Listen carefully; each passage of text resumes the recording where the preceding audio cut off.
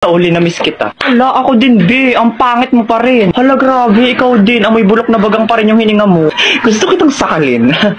Ay, hala, be. Tingnan mo yan, oh. Di ba yan yung nagyabang sa JC na nagbakasyon daw siya sa ibang bansa? Oo, kilala ko yan. Pero isang linggo lang naman siya dun, eh.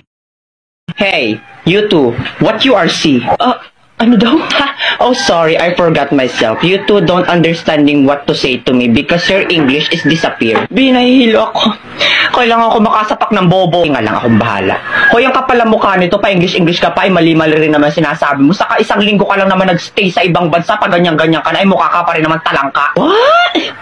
Talengka? Talengka? Ay kung hampasin kaya kita ng talangka para matauhan ka. Well, it's nothing anymore my problem. I mean, mathematical equation that I don't understanding to say what you to me. You too dead hungry. Hoy, yung totoo, nag-a-addict ka ba o natukhang ka sa ibang bansa? Huh? Why is me going to be addict?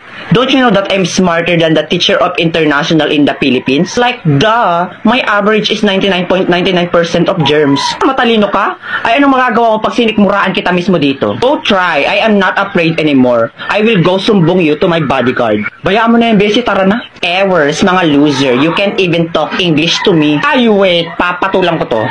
You little bulwak na inidoro. You're making me irritate to the functionality of my brain that can sampal you little bigger booger that the size of your booger is 200% km/h with bacteria. Now B, it's your turn. Let me be the one to finish these cockroaches. Yeah. Period. Galing mo talaga.